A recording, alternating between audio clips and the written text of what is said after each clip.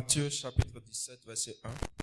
La parole de Dieu déclare: 6 jours après, Jésus prit avec lui Pierre, Jacques et Jean, son frère, et il les conduisit à l'écart sur une haute montagne. Il fut transfiguré devant eux, son visage resplendit comme le soleil, et ses vêtements devinrent blancs comme la lumière. Et voici, Moïse et Élie leur apparurent, s'entretenant avec lui. Pierre, prenant la parole, dit à Jésus: Seigneur, il est bon que nous soyons ici. Si tu le veux, je dresserai ici 3 tentes, une pour toi, une pour Moïse et une pour Élie. Comme il parlait encore, une nuée lumineuse les couvrit. Et voici, une voix fit entendre de la nuée ces paroles: Celui-ci est mon fils bien-aimé en qui j'ai mis toute mon affection. Écoutez-le. Lorsqu'ils entendirent cette voix, les disciples tombèrent sur leur face et furent saisis d'une grande frayeur. Mais Jésus, s'approchant, les toucha et dit: Levez-vous, n'ayez pas peur. Amen. Amen. Merci Seigneur pour ta parole. Merci pour ta parole d'autorité qui nous convainc, que nous parle. Sois béni. Bénis-moi ce matin. Bénis mon frère ce matin. Au nom de Jésus. Amen. Amen. Alléluia. Amen. Alléluia. Amen. Allons jusqu'au sommet de la montagne de la transfiguration.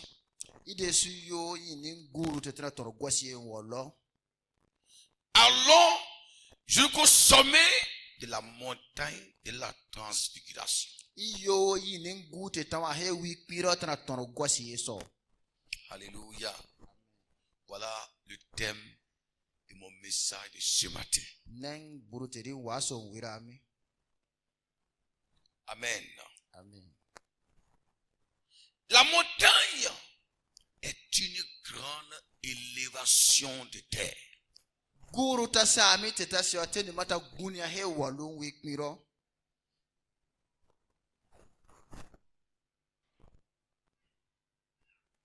Qui détient une grande dimension de hauteur, de largeur. Et dans la catégorie des montagnes, nous avons des collines. Nous avons des montagnes plates. Nous avons des montagnes hautes. Notre pays, le Bénin, regorge des montagnes. En dehors du Bénin, même l'Afrique regorge aussi des grandes montagnes. Quand vous allez à Savais, allez voir les collines de Savais. Quand vous allez au nord-ouest du Bénin, vous allez voir les montagnes de Tanganyika. Quand vous allez en Tanzanie, vous allez voir la plus grande montagne de l'Afrique appelée le mont Kilimanjaro. Ces différents types de montagnes ne sont pas les mêmes. Cela montre les différents niveaux. Et c'est Dieu qui a fait toutes ces choses pour la gloire de son nom. Allons sur la montagne. Veut tout simplement dire grimper et aller jusqu'à la fin de la montagne. On ne peut pas dire allons sur la montagne en parlant d'une autre manière. Le mot juste pour qualifier de verbe aller sur la montagne doit être synonyme de monter. Le verbe monter, le verbe grimper. Et la montagne, se grimpe de manière graduelle. Alléluia. Amen. Gloire au Seigneur Jésus-Christ. Amen. La transfiguration, c'est l'art d'être transfiguré. C'est-à-dire l'état d'une personne qui a changé d'apparence. La transfiguration, c'est le revêtement de la gloire céleste. Être transfiguré, c'est être transformé à une autre personne. C'est être revêtu de la gloire de Dieu. Pour nous, les enfants de Dieu, la transfiguration, c'est la transformation profonde de la vie du chrétien.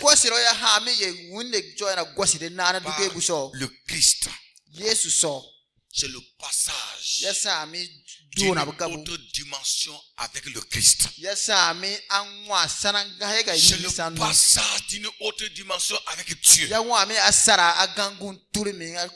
Être transfiguré également, c'est être transporté jusqu'au lieu où Dieu t'attendait. C'est être transporté jusqu'au lieu où Dieu t'attend. La montagne de la transfiguration, c'est la montagne de la transformation, c'est la montagne de la nouvelle expérience de l'homme avec Dieu.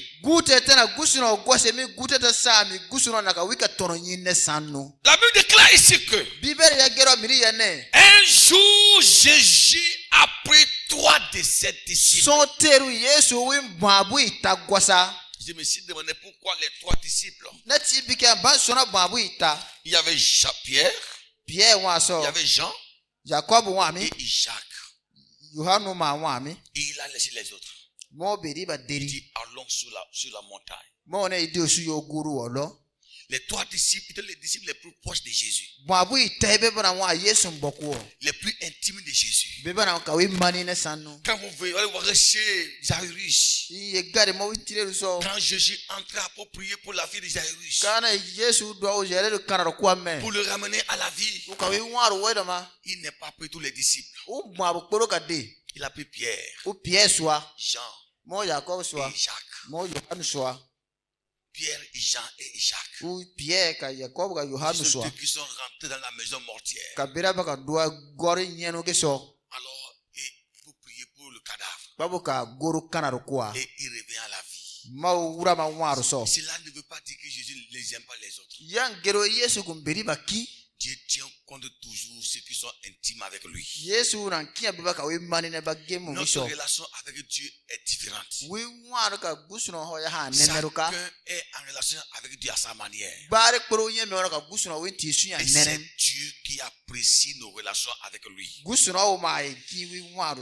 texte dit, il monta sur une montagne.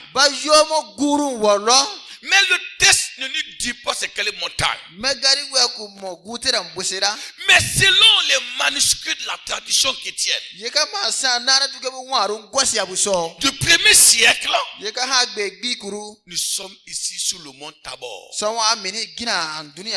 Le mont Tabor qui est aussi surnommé lumière de Dieu sur la montagne. C'est une montagne qui accumule 588 mètres au-dessus de la plaine des Israël. Le mont Tabor est une montagne qui est distante d'une dizaine de kilomètres de la ville de Nazareth. Au moment du partage du territoire du Canaan par le général Josué, le mont Tabor était le point de jonction frontalier entre les 3 tribus qui sont la tribu de Zabulon, Issachar et Naphtali. Donc le mont ta mort, les 3 tribus avaient les territoires regroupés autour de cette montagne-là. C'est à partir du mont Tabor que chaque tribu prenait limiter sa frontière. Autrement dit, c'était une montagne qui était au centre des 3 territoires. Et tous ces territoires sont les territoires de Galilée. Alléluia. Amen. Dès le premier siècle, alors les traditions, les recherches ont prouvé que effectivement c'était sur cette montagne-là que Jésus fut transfiguré. Ce qui va donner davantage la renommée du mont Tabor. Cela veut dire quoi? Tout endroit où la gloire de Dieu se manifeste. Une personne sur qui Dieu se manifeste. Tout endroit qui reçoit la visite du Seigneur connaîtra toujours une renommée remarquable. Et je prie ce matin que ce lieu soit un lieu remarquable au nom puissant de l'agneau de Dieu. Je prie ce matin que ta maison devienne la montagne de Tabor. Je prie que ton foyer devienne la montagne de Tabor. Je prie que l'église de Gbira devienne la montagne de Tabor. Une montagne sur laquelle la gloire de Dieu se manifeste. Alléluia. Je prie que ta carrière devienne une carrière de Tabor. Je prie que, oui, toute ta famille devienne un sanctuaire de Tabor. C'est là où Jésus a choisi de monter sur la montagne avec ses disciples, mes frères. Quelle grâce de recevoir le roi des rois dans sa maison, dans sa vie, dans son foyer, dans sa famille. Oh, quelle grâce du Seigneur de recevoir Jésus ce matin dans cette église. Quelle grâce pour une église lorsqu'elle devient alors un mont Tabor. C'est pourquoi ce matin mon souhait c'est que tous ceux qui sont dans cette église deviennent des monts de Tabor. Une montagne sur laquelle le Seigneur se transfigure. Au nom puissant de l'agneau de Dieu. Jésus monte sur la montagne de Tabor. Cette montagne, Jésus va amener ses disciples à une vie de consécration la plus profonde, à une vie de consécration plus profonde. Et la Bible déclare sur cette montagne, pendant qu'il priait selon la version de l'évangile de Matthieu, pendant qu'il était en prière, soudain quelque chose s'est passé. Il voit le maître a changé. Son corps a changé. Ses habits ont changé. Il devient une autre personne. Jésus devient plus brillant. Il n'est plus la personne avec qui il marchait. Son visage change. Ils l'ont plus reconnu. Et ce n'est pas fini. Pendant qu'il contemplait la gloire de Jésus sur la montagne, il vit 2 personnes descendues du ciel. Des personnes historiques. La première personne, le maître de la loi. Deuxième personne, qui représente des prophètes. Moïse, l'enseignant de la loi. Élie. Alléluia. Amen. Le représentant des prophètes. Les 2 sont descendus du ciel. Des personnages historiques. qu'on ne trouve pas les tombes sur la terre. Élie a été emporté au ciel sans passer par la mort. C'est vrai, la Bible déclare que Moïse est mort. Mais personne ne connaît où se trouve sa tombe. Aucun homme ne peut voir là où il est enterré. Pourquoi? Parce que le Seigneur a emporté cela. Ou il les a cachés quelque part. Ces deux personnes qu'on ne connaît pas où se trouvent les tombes. Ces deux personnages historiques que Pierre et Jean n'ont jamais connu, que Jacques n'ont jamais connu. Si ce n'est que l'histoire, soudain, sur le mont Tabor, dans la transfiguration, on va voir Élie, Moïse descendre, l'un à gauche, l'autre à droite de Jésus. Et il parlait avec Jésus. Avec Jésus. Avec Jésus. Alléluia. Amen. Moïse est venu pour dire, tu es la conclusion de la loi. Élie est venu pour dire, tu es l'accomplissement de la prophétie. Alléluia. Amen. Pour dire, Jésus-Christ est la conclusion de toutes choses. Ce qui m'intéresse ce matin, Jésus dit, allons sur le mont Tabor. La grande question devant nous poser ce soir, pourquoi était-il nécessaire? Pourquoi Jésus a demandé à ses disciples d'aller sur la montagne, jusqu'au sommet de la montagne? Et comment les disciples ont pu atteindre le sommet de la montagne? Et quel a été les avantages? Mes amis, mes frères et sœurs, voilà les 3 points que je voudrais ce matin partager avec vous. Le but de mon message de ce matin, c'est de t'amener à passer à une autre dimension avec Dieu, pour vivre pleinement les merveilles de Dieu dans ta vie. Comme je l'ai dit dès le début du 1er janvier, cette année est une année particulière, est une année de gloire, une année de multiplication. Alors pour y arriver, nous avons besoin de passer d'une autre dimension avec Dieu, afin de vivre les merveilles du Seigneur. Mon désir pour vous ce matin, qu'après ce message, que tu ne sois plus à la même place, que tu ne sois plus à la même personne, que tu n'aies plus les mêmes pensées, mais que tu sois une personne qui se trouve là où Dieu t'attendait. Alléluia. Amen. Alléluia. Amen. Allons sur la montagne de la transfiguration. Pourquoi Jésus nous demande d'aller sur la montagne, jusqu'au sommet de la transfiguration? Alléluia. Amen. C'est le lieu du passage d'une autre dimension avec Dieu. C'est le lieu du passage d'une autre dimension avec Dieu. La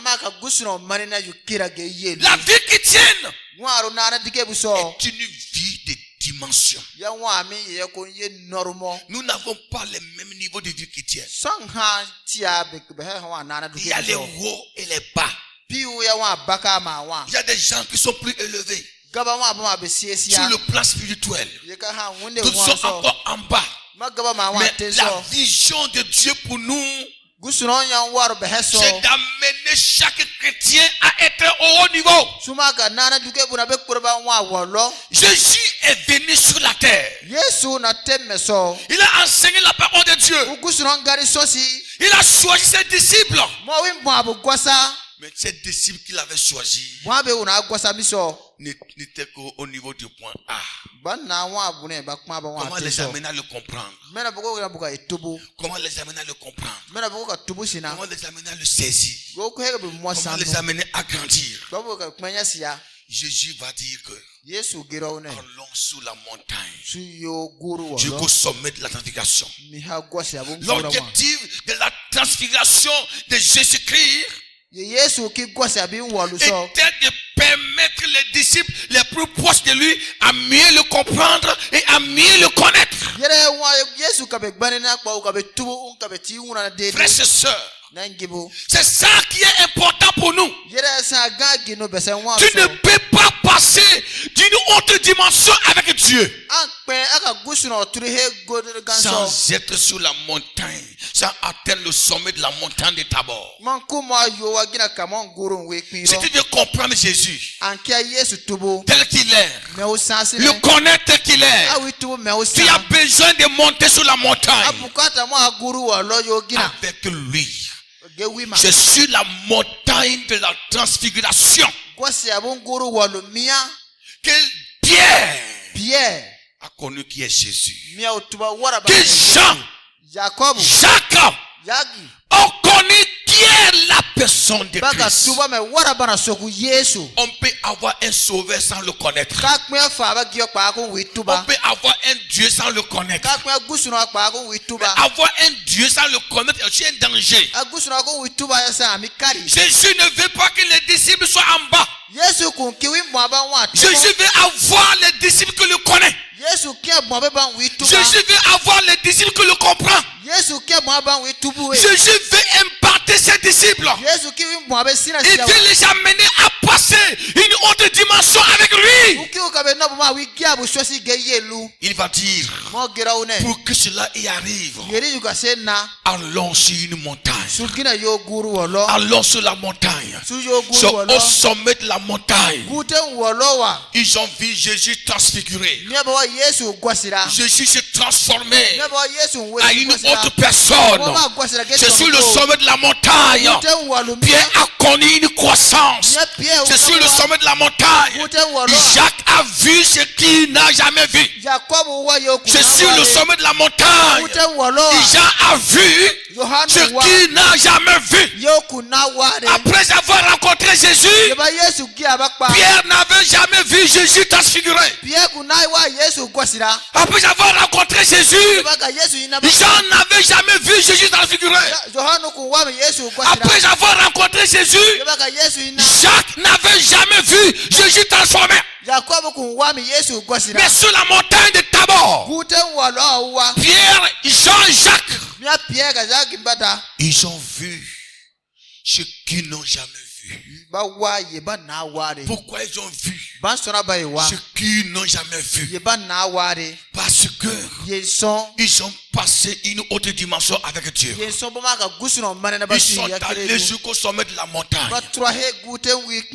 Dieu veut te montrer beaucoup de choses. Dieu veut te parler. Dieu veut te montrer ce que tu n'as jamais vu. Il veut te montrer ce que tes parents n'ont jamais vu. Il veut te montrer ce que tes ancêtres n'ont jamais vu. Il veut te montrer ce que tu n'as jamais connu après ta conversion.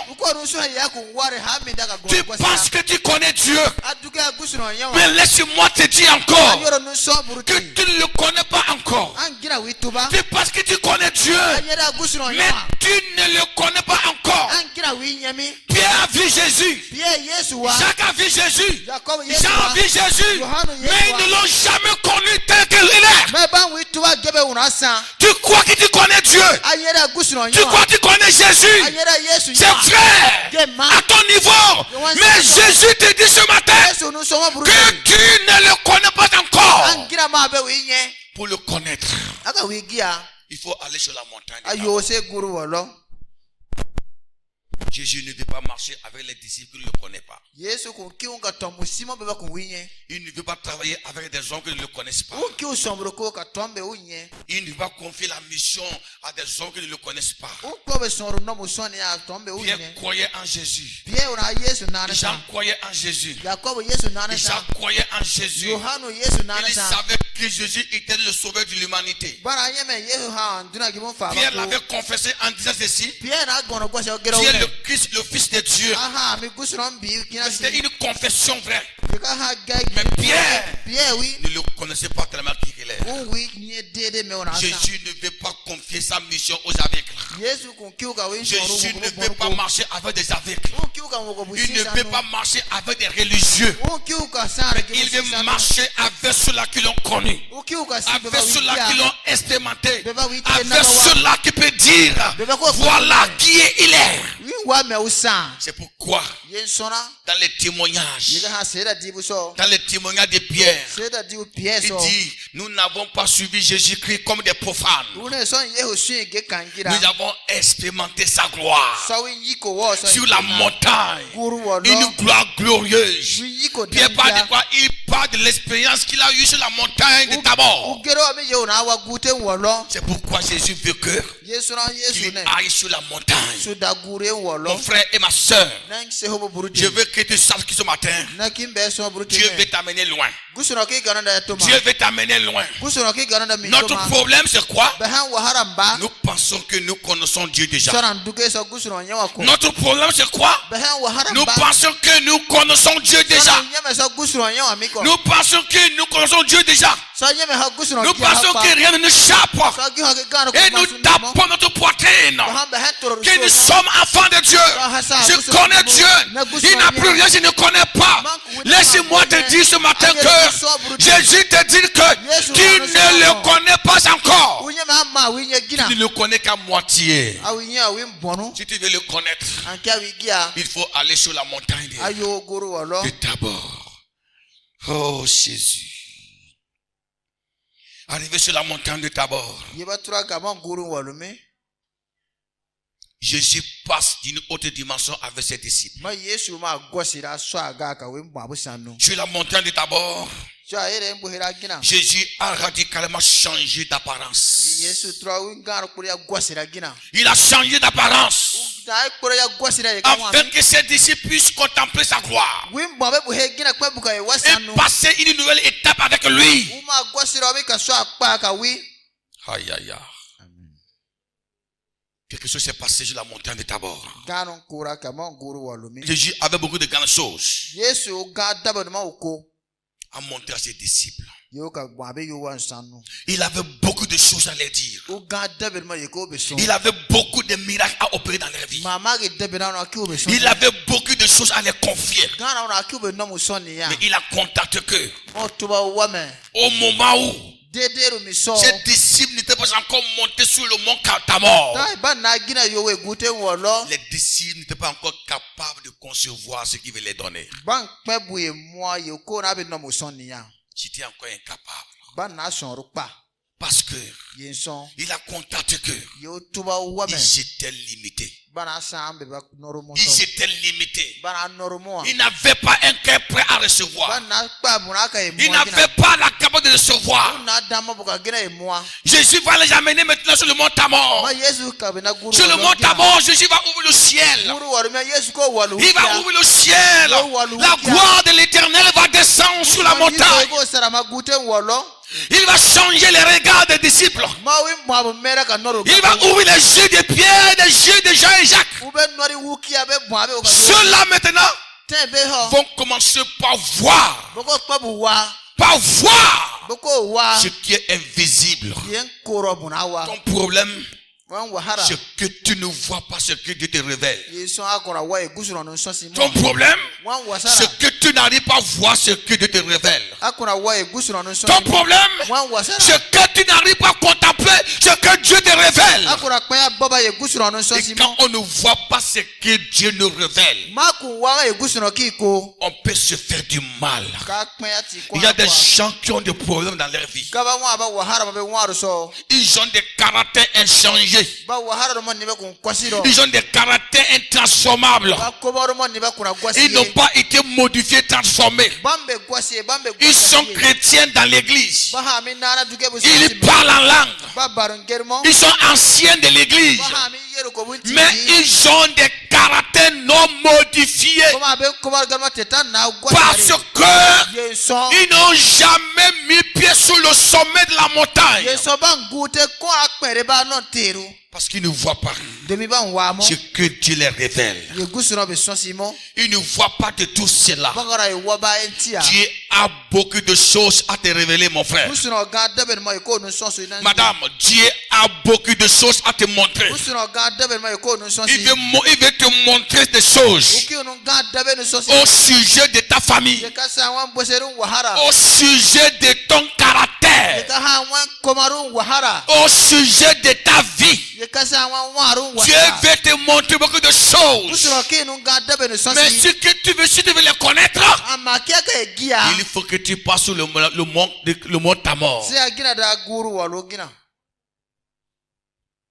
Pierre va changer de langage. Pierre change de langage. Pierre va parler. Seigneur, je ne vais pas quitter ici. Je vais faire une tente pour toi. Une pour Élie. Une pour Moïse. Nous là, on n'a pas besoin de tente. Cette gloire nous suffit. Tu ne peux pas changer de langage si tu n'es pas sur la montagne. Ton caractère masculin, ta colère, ta rancune, tes caprices, ton orgueil, ta rébellion, ton insoumission ne peut pas changer.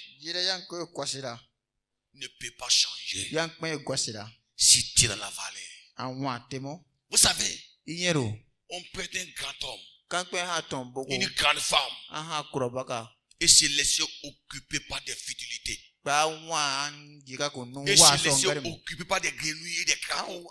Des trucs qui ne nous avancent pas dans le Seigneur. Tout juste parce que nous ne voyons pas l'au-delà. Jésus-Christ a beaucoup de choses à les révéler. Ce matin, je veux dire à quelqu'un, Dieu a beaucoup de choses à te montrer. Il a beaucoup de choses à te révéler. Il y a des choses qui se passent dans ta vie. Dieu veut te les montrer. Mais il faut que tu ailles sur la montagne de ta vie. Alléluia. Alléluia. Jésus a beaucoup de choses à nous montrer. Et non seulement à nous montrer, et à les réaliser avec nous. Mais ceci doit nous amener d'abord à quitter le point A et aller au point B. C'est sur la montagne de Tabor que les disciples ont compris qui est Jésus-Christ. Ils vont recevoir des révélations divines. Quelle grâce de voir la gloire de Dieu. Quelle grâce de contempler les merveilles de l'Éternel. La deuxième chose, c'est quoi? Alléluia. C'est le lieu de ta vraie connaissance. C'est le lieu de ta vraie connaissance. La vraie connaissance n'est pas la connaissance intellectuelle. Non, la vraie connaissance, c'est l'expérience avec Dieu. Les disciples qui le connaissaient, jusqu'ici, il n'était qu'une connaissance sous forme humaine. Mais sur la montagne, ils ont pris davantage conscience de la divinité de Christ. Cette nouvelle dimension leur a apporté apportant un grand réconfort. Ils avaient besoin, alors il n'a plus besoin de quelqu'un pour lui dire, voilà qui est Jésus, voilà qui est Jésus. Cette connaissance est restée marquée dans leur cœur. C'est pourquoi ils acceptaient de mourir à cause de Christ. C'est pourquoi ils acceptaient de souffrir à cause de Christ. Parce qu'ils ont contemplé le Jésus transfiguré. La montagne de la transfiguration, c'est le lieu de ta transformation. C'est là où Dieu nous transforme. C'est là où Dieu nous taille. Ce matin, Dieu veut te transformer. Il veut transformer ta vie. Il veut transformer ton foyer. Il veut transformer ton cœur. Il veut transformer ta nature. C'est là où Dieu change les vies. Pierre n'était plus la même personne. Jean n'était plus la même personne. Pierre a été transformé sur la montagne d'abord. Ce matin, Dieu veut nous transformer. C'est le lieu où Dieu nous transforme. Et c'est quand Dieu nous transforme, il nous multiplie. C'est quand il nous transforme, il multiplie nos affaires. C'est pourquoi ce matin, Jésus t'invite à monter avec lui sur la montagne de Tabor. C'est là où nous écoutons la voix de Dieu. La Bible déclare que pendant qu'ils étaient sur la montagne, une nuée fit venir les couvrir. Une voix fit entendre du ciel. Celui-ci est mon fils bien-aimé, en qui j'ai mis mon affection. Écoutez-le. Écoutez-le. Cette voix n'était pas un rêve. Ils entendaient audiblement la voix là. Tu ne peux pas entendre la voix de Dieu. Il t'en en bas. Il y a des niveaux pour entendre la voix de Dieu. Il y a des niveaux pour entendre la voix de Dieu. Parfois Dieu veut nous parler, mais notre niveau ne lui permet pas de nous parler. Si tu veux entendre audiblement la voix de Dieu, tu dois quitter la vallée et aller sur la montagne. Arriver là-bas, Pierre va entendre la voix de Dieu. C'était une voix de tonnerre. Une voix de tonnerre. La Bible déclare Pierre, Jean et Jacques se prosternèrent sur le sol, leur visage contre terre, parce que ils avaient entendu la voix de Dieu comme Moïse entendait. Veux-tu entendre la voix de Dieu? Dieu veut te parler au sujet de ta vie, au sujet de ton foyer, au sujet de ta famille, au sujet de ta foi. Dieu veut te parler. Mais si tu veux entendre la voix de Dieu, il faut apprendre à monter sur le sommet de la montagne. Dieu veut te parler.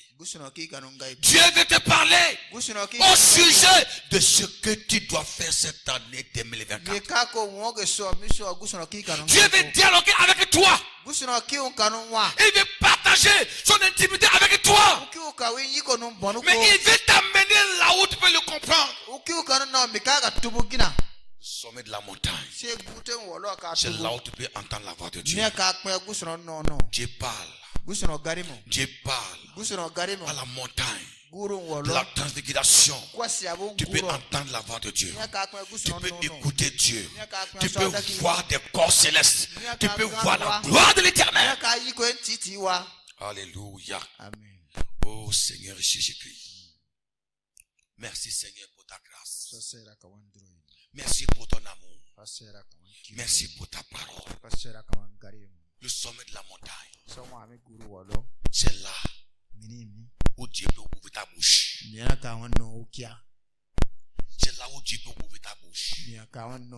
Vous savez, dans la vie, il y a beaucoup de choses. Tu peux fermer la bouche d'un homme. La peur peut fermer ta bouche. La honte peut fermer ta bouche. Le péché peut fermer ta bouche. L'humiliation peut fermer ta bouche. Même la pauvreté peut fermer ta bouche. L'échec peut fermer ta bouche. Des situations de la vie peut fermer ta bouche. Tu peux avoir des bonnes idées, des bonnes paroles. À cause de ce que tu traverses, tu vas dire, si je parle, tu peux m'écouter. À cause de ta vie, tu peux être méprisé. Tu peux avoir des bonnes idées, des bonnes paroles. Mais si tu n'es pas autour de toi déjà tout, tu peux te permettre d'ouvrir ta bouche. Ta bouche est fermée. Ta bouche est fermée. Il y a des gens qui ont les bouches fermées à cause de ce qu'ils traversent. Parce qu'ils sont encore dans la vallée. La vallée des problèmes. La vallée de la maladie. La vallée de la stérilité. La vallée de la pauvreté. La vallée de la souffrance. La vallée de l'échec. La vallée de la honte. De la malédiction. De l'opprobre. Et ils ont fermé les bouches. Et ils ne parlent plus. Ils ne parlent plus. Parce que ils n'ont rien pour appuyer les paroles.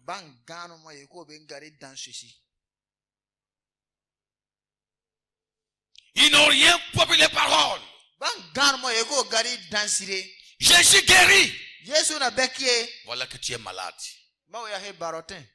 Tu veux dire à quelqu'un Jésus guérit. Voilà que tu es malade.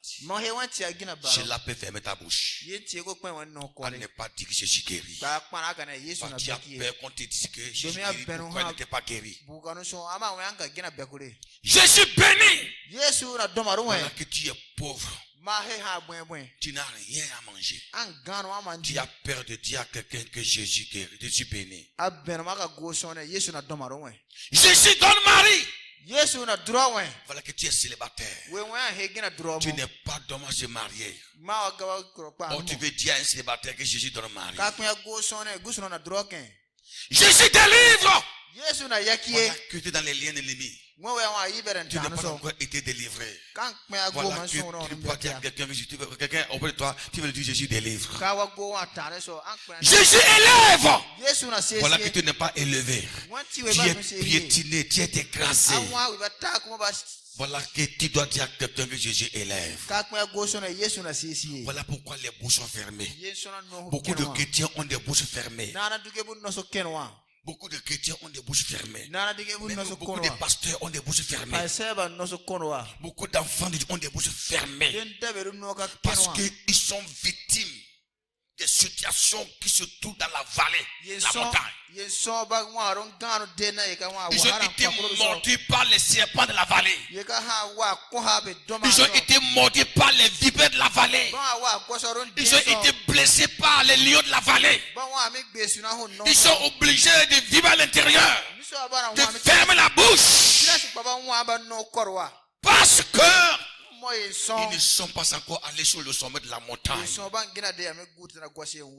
Les bouches fermées. Les bouches fermées. Une bouche fermée est l'image d'une personne humiliée. Elle est l'image d'une personne qui n'est pas d'atout pour se lever. Elle est l'image d'une personne qui vit le propre. Elle est l'image d'une personne qui vit la honte. Elle est l'image d'une personne qui est cachée.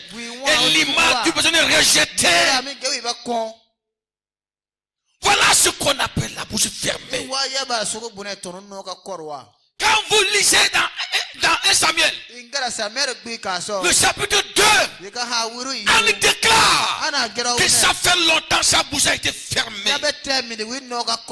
Qu'elle avait des choses à dire, mais elle ne peut pas le dire. que sa bouche a été fermée pendant des années. On déclare qu'elle a été victime de la moquerie, de la honte, du rejet, de l'ignominie. Elle avait des choses à dire, mais elle ne peut pas dire. Elle voulait parler de la grandeur de Dieu. Mais comme elle n'accouchait pas, elle ne parlait pas. Elle voulait dire que Dieu est un Dieu de miracles. Mais comme elle n'accouchait pas, elle ne parlait pas. Elle voulait dire que Dieu fait des miracles. Dieu sauve. Qu'elle était convaincue dans son cœur que Dieu sauve. Elle était convaincue que Dieu bénit, que Dieu libère. Mais les circonstances dans lesquelles elle était lui fermaient la bouche. Lorsque Anna accouchait Samuel, quand elle est venue à Silo, dans la maison de l'Éternel, Anna va ouvrir la bouche. Elle va changer de langage. Maintenant, elle ouvre la bouche et dit: mon cœur se réjouit en l'Éternel. Ma force a été relevée par l'Éternel. Au préalable, sa force a été rabaissée. Elle a été humiliée. Elle avait une force. Elle avait une capacité. Cette force a été rabaissée en bas. Elle va dire encore: ma bouche s'est ouverte contre mes ennemis, car je me réjouis de ton secours. Ma bouche est ouverte. Maintenant je peux parler. Je peux dire ce que Dieu fait, parce que j'ai vu ce que Dieu a fait dans ma vie. Mon frère, ma soeur, si tu veux que ta bouche soit ouverte, tu dois aller sur la montagne. Arriver sur la montagne de la transfiguration. L'apôtre Pierre ouvre la bouche. Il parle. Il parle. Il parle. Il décrit la grandeur de Dieu. Il décrit qu'il a vu Élie, qu'il a vu Moïse. Il déclare qu'il est prêt à fabriquer une tente pour Élie, une tente pour Jésus, une tente pour Moïse. Ce matin, je vais dire à quelqu'un: le Seigneur va ouvrir ta bouche. Ça fait longtemps ta bouche est fermée. Ça fait longtemps ta bouche est fermée. Ça fait longtemps ta bouche est fermée. Tu as les témoignages à donner à l'Éternel.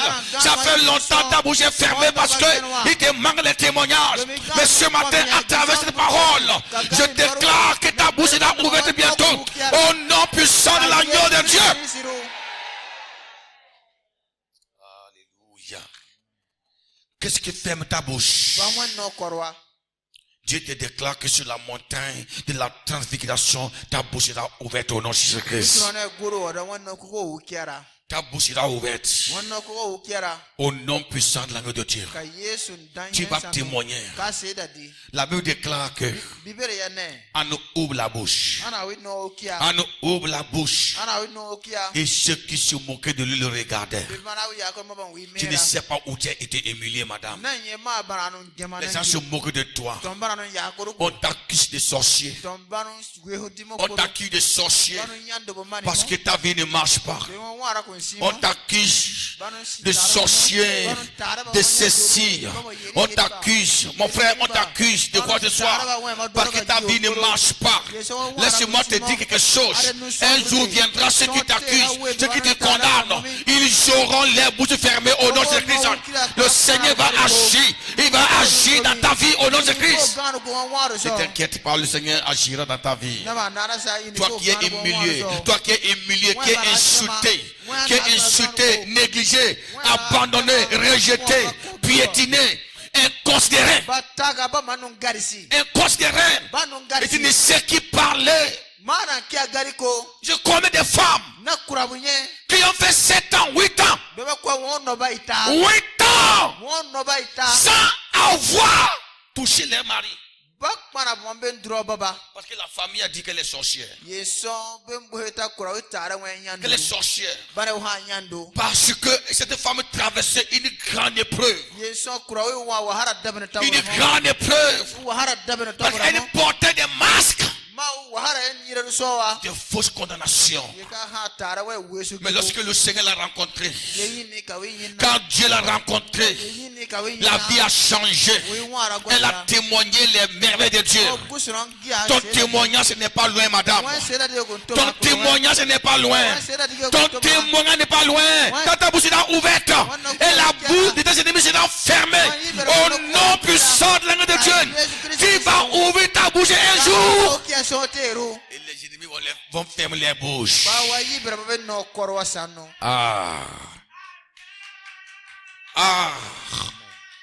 Que le Seigneur de la grâce te garde. Lorsqu'il entra dans la maison de l'Éternel à Silo, à Silo était la montagne de la transfiguration de Anne. Elle parlait à l'Éternel. Quand elle a atteint son niveau de changement, Dieu la visita. Et sa bouche a été ouverte. Dieu veut te visiter. Madame, tu es une grande femme. Mon frère, tu es un grand homme. Madame, tu es une grande femme, mais tu es petite. Lorsqu'on n'est pas sur la montagne, on ne connaîtra pas la valeur que Dieu nous donne. On ne connaîtra pas la valeur de son mari, ni de sa femme. Sur la montagne, tu connaîtras tout.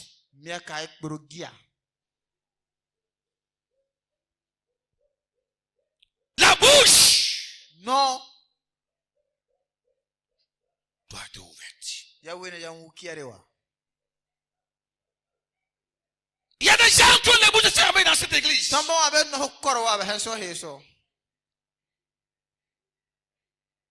Ils vous ont fait porter toutes sortes d'habits.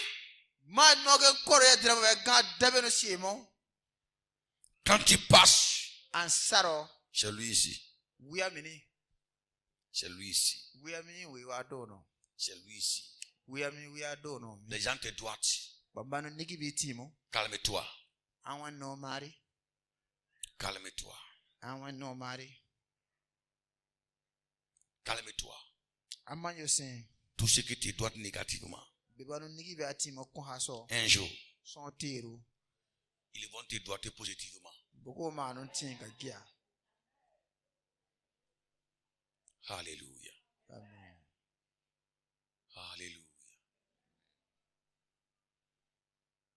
Où ta bouche a été fermée. Ce matin, je prophétise sur toi.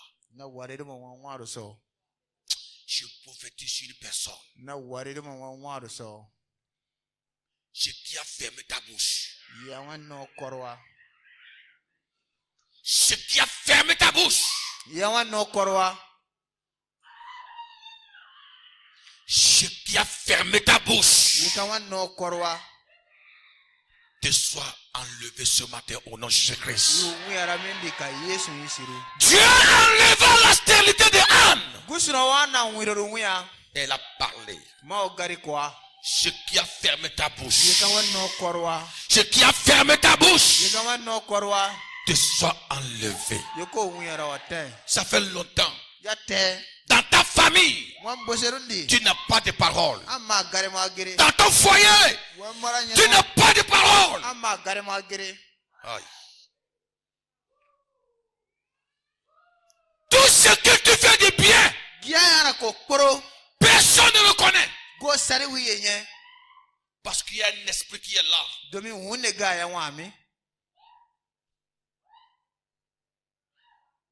Personne ne te comprend. Personne ne te connaît. Quand tu parles, tais-toi, on parle, tu parles aussi. Parce que ce qui doit t'amener à parler n'est pas là. Ce qui va t'amener à parler n'est pas là. Ce qui va amener les gens à t'écouter n'est pas là. Ce qui va amener les gens à prêter l'oreille à tes paroles n'est pas là. Tu es là comme un arbre dépigmenté, poussiéré. On ne te connaît pas. Ceux qui parlent ne sont que des porteurs de mauvais fruits. Toi qui as de bonnes choses à dire, ta bouche a été fermée.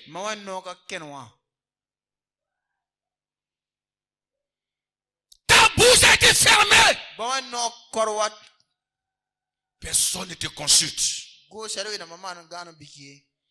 Personne ne te considère. Il y a des femmes inconsidérées, des hommes inconsidérés. Il y a des pères de famille inutiles. C'est-à-dire, ils sont là seulement, ils n'ont aucune valeur.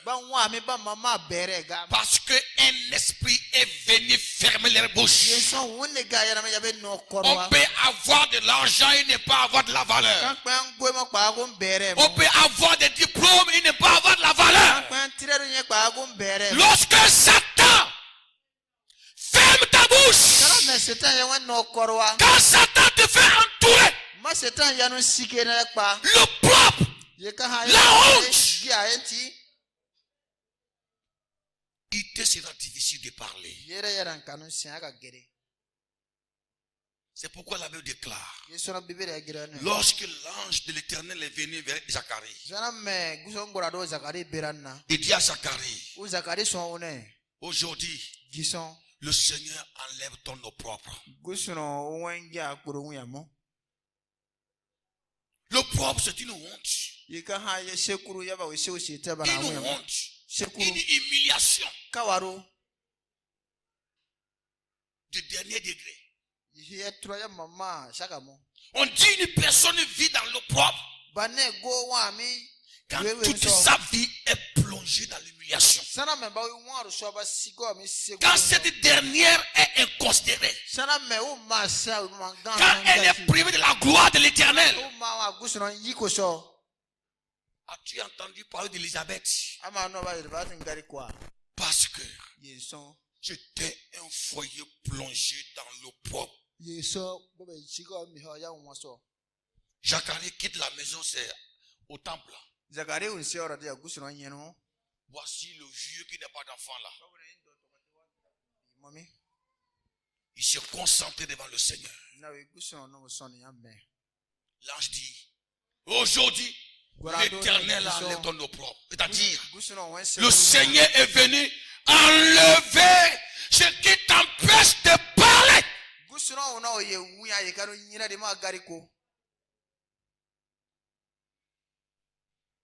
Quand est-ce que l'ange est venu le voir? Lorsque Zacharie était sur sa montagne de transfiguration. Il était au temple, au moment de la prière, au moment des parfums. La gloire de l'Éternel monta vers l'Éternel. Devant l'autel, Zacharie voit soudain un ange de l'Éternel. Mon frère et ma soeur, qu'est-ce que tu fais pleurer ce matin? Qu'est-ce qui a fermé ta bouche ce matin? Le Seigneur m'envoie pour te dire que il est venu pour enlever le cadenas qui a fermé ta bouche. C'est pourquoi je lève ma main sur toi. Je prophétise sur toi. À partir d'aujourd'hui, que tout esprit d'opprobre, tout esprit d'opprobre, tout esprit d'opprobre, de honte, d'humiliation, qui a fermé ta bouche, ce matin, que cet esprit soit chassé hors de ta vie au nom de Jésus.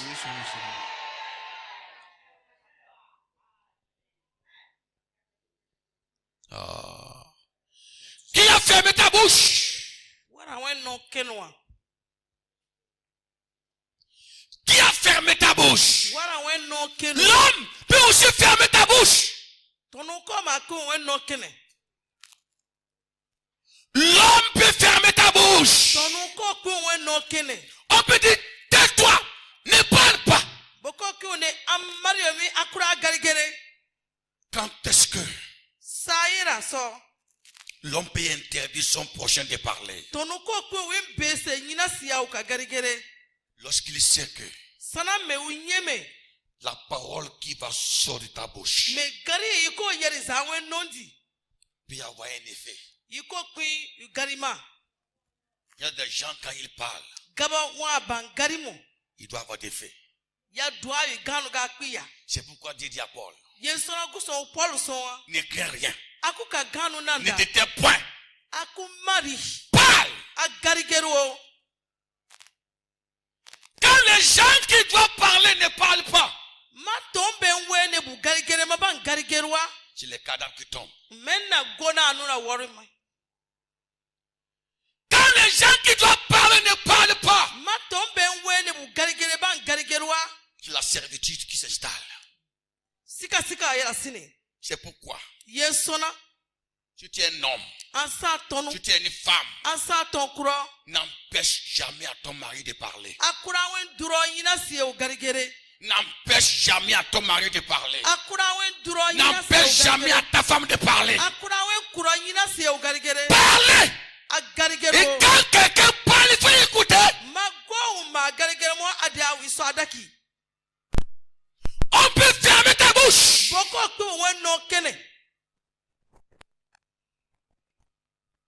Je connais des hommes qui ne parlent plus. Pourquoi ils ne parlent plus? Parce qu'ils ne sont plus écoutés. Tout ce que vous dites, tu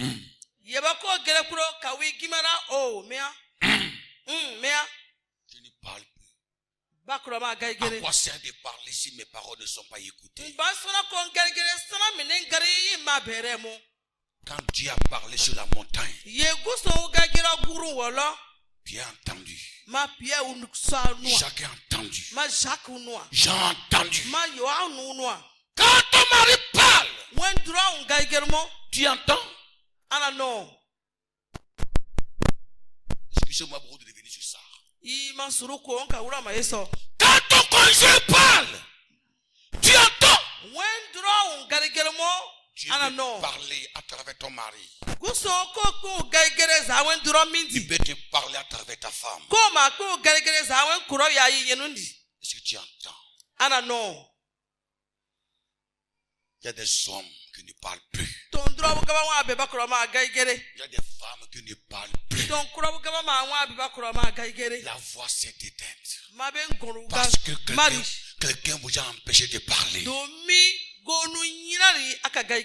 Ils ont mis Daniel dans la fosse au lion pour l'empêcher de prier, pour l'empêcher de parler, pour l'empêcher d'être élevé. Mais Dieu, qui voulait que Daniel parle, qui voulait que Daniel prie, qui voulait que Daniel soit élevé, Dieu là, il a donné de l'insomnie au roi. Ce matin, en tant que serviteur de Dieu, je bénis ta vie. Je te bénis. Je prophétise sur toi. Je te déclare. Ce qui t'empêche de parler, ils manqueront de sommeil. Alléluia. Ce qui t'empêche de parler, ils manqueront de sommeil.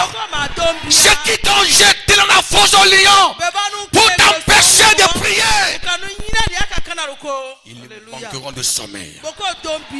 Aujourd'hui, le Seigneur va donner de l'insomnie à certaines personnes.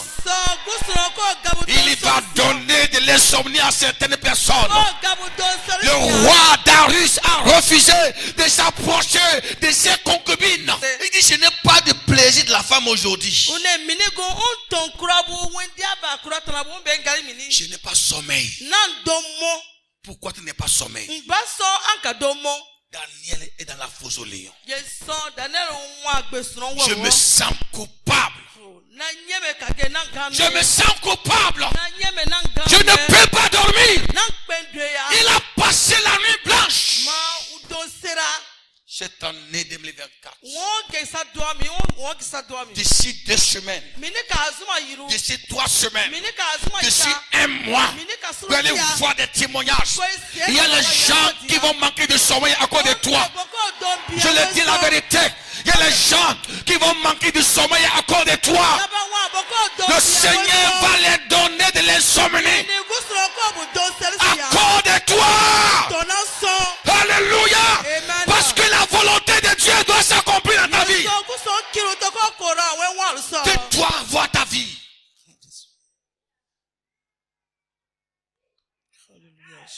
Tu dois revoir ta vie, mon frère. Je ne veux pas que ça soit toi. Je ne veux pas que ça soit toi. Que ta vie ne soit pas la cause de la souffrance de quelqu'un. Que ton caractère, ton comportement ne soit pas la souffrance de quelqu'un. Que quelqu'un ne manque pas de sommeil à cause de toi. Que quelqu'un ne soit pas en souci à cause de toi. La vie d'un chrétien doit donner la joie à son prochain.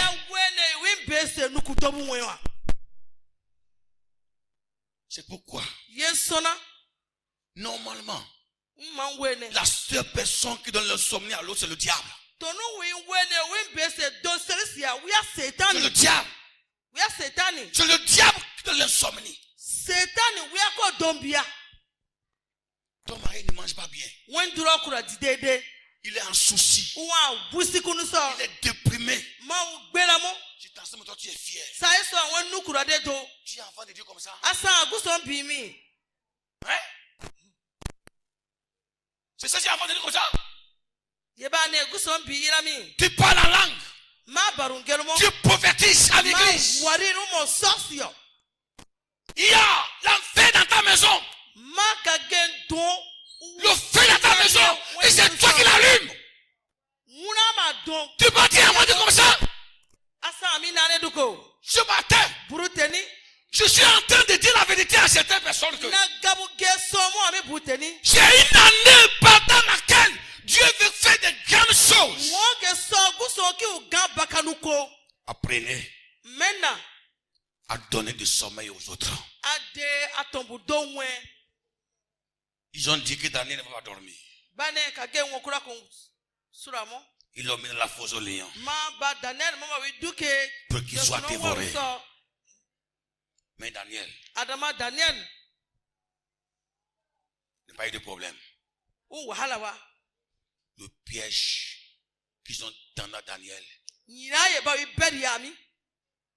les a pris. Les a pris. Ils ont voté une nouvelle loi. Ils ont mis Daniel dans la fosse au lion à cause de la reine, la jalousie. Il avait déclaré, ce sont eux-mêmes qui ont été jetés dans la fosse au lion. Écoute mon frère, si tu tends le piège à quelqu'un, à ton frère, sache que tu tomberas dans le même piège. Soyons des chrétiens. Soyons des enfants de Dieu. C'est pourquoi ce matin, je te donne une promesse de la part de Dieu.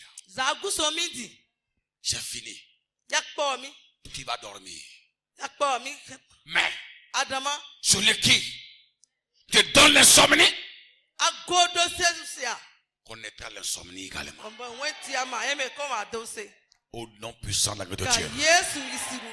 Alléluia. Amen. Alléluia. Amen. Il y a des gens qui ont le ministère de l'insomnie. Gabuba nwa. Sobote gusombu yire. Quand des hommes ne sont pas troublés, ils ne sont pas contents. Matomba kunwa bulisiru so abe nukura kurando. Quand il n'y a pas de conflit, ils ne sont pas contents. Ma wahala ya nwa abe suru so abe. Quand il n'y a pas de bagaille, ils ne sont pas contents. Maba sano wabe laka. Ils ne sont que là pour caler des pieds des autres.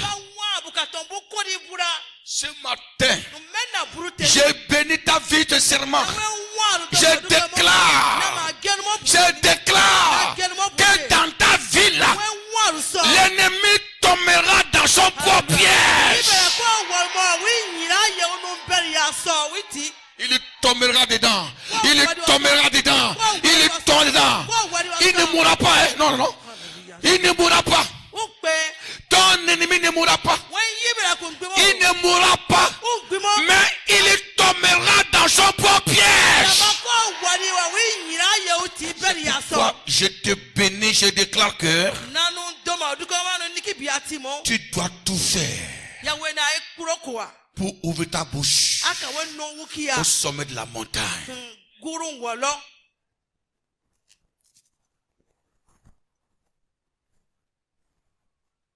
Vous savez, quand Dieu dit allons sur la montagne, c'est qu'il a confiance en nous. Il veut nous bénir. Il veut nous confier des grandes choses.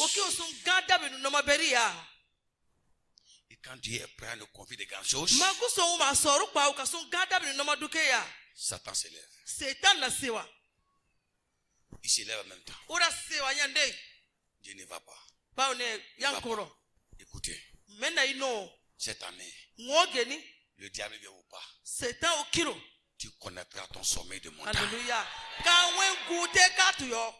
Parce que Dieu veut bien ta vie. Il veut bien ta vie. Alors, qu'est-ce qu'ils ont fait?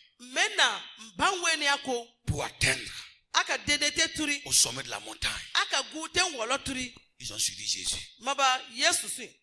Suivez Jésus. Celui qui connaît, là il veut t'amener. Celui qui connaît, là il veut t'amener. La Bible dit 6 jours plus tard. 6 jours plus tard, Jésus prit avec le Pierre, Jacques et Jean. Il les conduit. Il faut te laisser prendre par Jésus. Et le suivre. Si Pierre et Jean n'avaient pas suivi Jésus, ils n'allaient pas atteindre le sommet de la montagne. Ne suivez pas des hommes. Ne suivez pas des hommes. Ne suivez pas des miracles. Ne suivez pas des prodiges. Suivez Jésus. Suivez Jésus. La source des miracles. La source des vrais prodiges. Suivez Jésus. C'est lui. Il le connaît. Là où il veut être transfiguré. Il connaît là où il veut se révéler à toi. Il connaît là où il veut t'amener. S'il dit suis-moi, tu es le fils, tu ne peux rien. Et tu peux suivre Jésus. Il y a des chrétiens qui n'évoluent pas. Parce qu'ils ne font que suivre des hommes. Ils ne font que suivre des hommes. Ils suivent des hommes à l'église. Ils suivent des hommes à l'église. Suivez Jésus. Suivez Jésus. Suivez Jésus. C'est-à-dire, au lieu de payer tous les jours les manques, pour planter le manguier dans ta maison, tu es libre de manger quand tu veux. Tu as de manger quand tu veux. Il y avait 2 hommes qui sont venus chez moi un jour. Dans la soirée comme ça. Des hommes bizarres. Ils ont fait des tresses rastaman. Les mangues qui sont dans le cou là. Les mangent pas encore même. Ils sont venus me dire qu'ils veulent payer les mangues. J'ai dit sortez. J'ai dit sortez de ma maison. Tu sais un vendeur de mangues? Hein? Comment vous avez pu voir qu'il y a des mangues dans la maison? Les mangues sont encore petites comme ça. J'ai dit non, qu'ils vont y aller déposer. J'ai dit, je ne vends pas de mangue. Et quand c'est prêt là, on le mange quand on veut. Jésus est le vrai manguier. Les mangues sont les miracles. Les mangues sont des miracles. Je voulais ce matin vous dire que suivez Jésus. Suivez Jésus. Tu le suis. Il va t'amener jusqu'à la montagne où tu vas connaître ta dimension. Pierre, ils ont suivi. Ils ont vu Moïse. Ils ont vu Élie. Toi-même là, tu verras ta part. Tu te suis Jésus. Alléluia. Amen. Deuxièmement, il faut le renoncement de soi. Il faut le renoncement de soi. 6 jours plus tard. 6 jours plus tard. Il y a quoi avant 6 jours là plus tard là? C'est une question. Quand vous allez au chapitre 16, allez voir pourquoi il dit 6 jours plus tard. 6 jours après son enseignement. Sur comment suivre Jésus. Il dit celui qui ne s'échappe pas de sa propre croix ne peut pas le suivre. C'est après que Jésus a donné un enseignement strict sur comment le suivre. Il dit maintenant, allons sur la montagne. Il veut voir si les disciples sont prêts à obtempérer, à obéir l'enseignement qu'il vient de donner.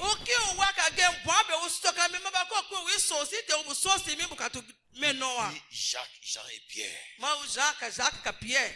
Et il monta. Observez bien le ministère de ces 3 personnes-là. Observez les ministères. Pierre ressuscite les morts. Il prêche. 3000 en furent convertis. Pierre fait marcher les boiteux. Pierre accepte de mourir. Observez Jacques.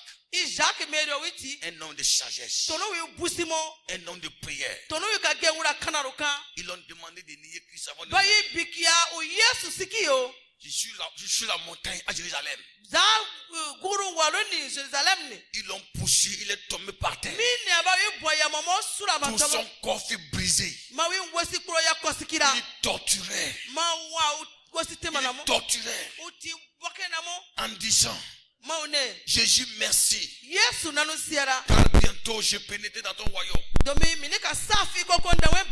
Un soldat a pris l'épée. Ce soldat avait tellement pitié de lui. Il dit, je préfère l'achever pour qu'il se repose. Et il a coupé la tête de Jacques. Et ils ont surnommé ce soldat l'homme charitable. L'homme qui a fait du bien à Jacques. Il a donné le repos. Quand vous lisez les Actes des Apôtres, c'était un homme friand. Il est resté à Jérusalem. Malgré des persécutions, il n'avait pas peur. Et la Bible déclare, il priait. Je coupais où ses genoux sont devenus comme des chabous. Il priait tellement. Il n'a pas peur. Pourquoi? Parce qu'il disait, j'ai connu Jésus sur la montagne. Je l'ai vu sur la montagne. Je l'ai vu sur la montagne. Je l'ai expérimenté.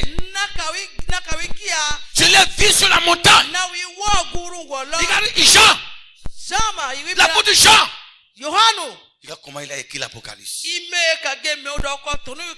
Des révélations qu'il a reçues de la part du Seigneur. Un grand homme de Dieu. Un grand homme de Dieu. Quand vous regardez la vie de ces trois personnes, des ministères particuliers dans leur vie. Jésus veut donner des choses particulières. Lorsque vous montez sur la montagne, le sommet de la montagne, il y a des choses merveilleuses à vivre. Il y a le réconfort. On est réconforté. Il y a de la joie. Pierre dans la joie. Il était égayé. Il dit, il est temps pour toi, il est temps pour lui, il est temps pour Jésus.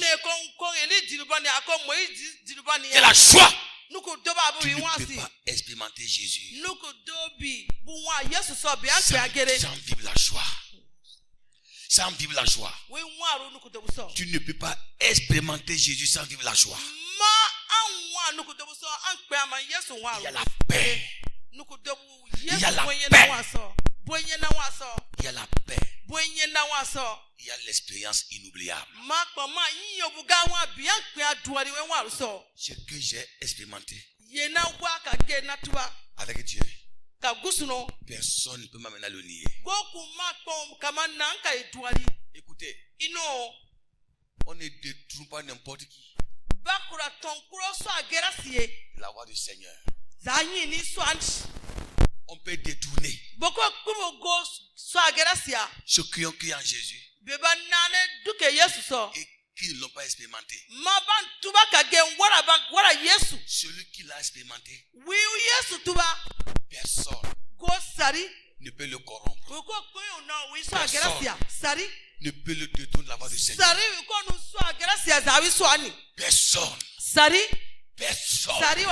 Personne ne peut t'amener à renier ce que tu as expérimenté. Il y a une expérience immortelle. Aucun faux prophète, aucun menteur, aucune idole, aucun chanteur ne pourra te détourner de Jésus. Si réellement tu es témoin de sa transfiguration sur la montagne,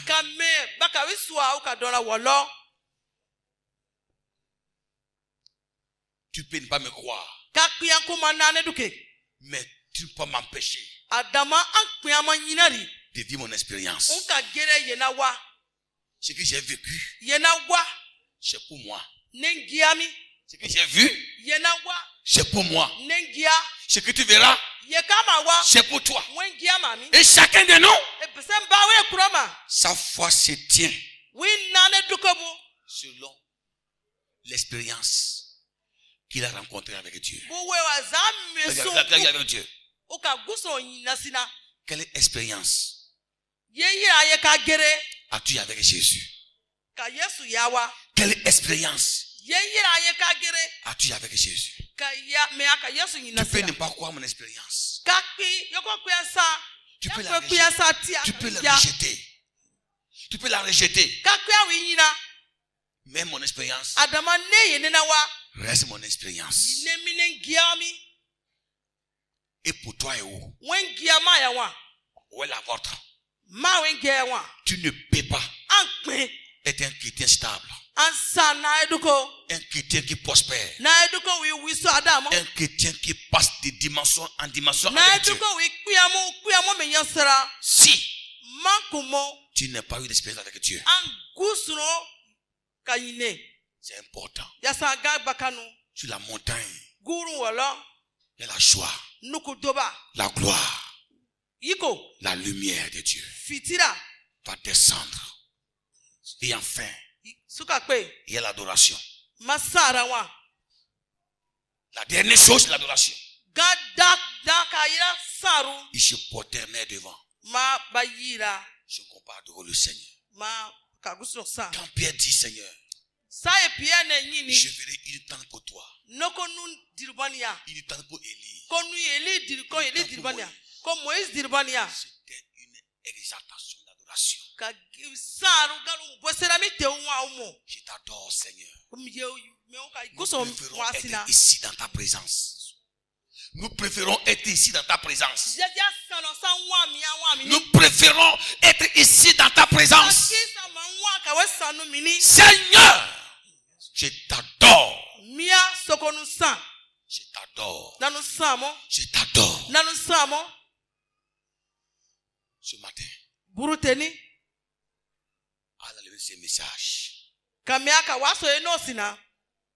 voudrais te dire, Dieu veut t'amener à passer d'une haute dimension avec lui. Dieu veut changer ton histoire. Dieu veut ouvrir ta bouche là où elle est fermée. Dieu veut te lever la tête là où elle est baissée. Dieu veut donner l'insomnie à ceux qui te troublent.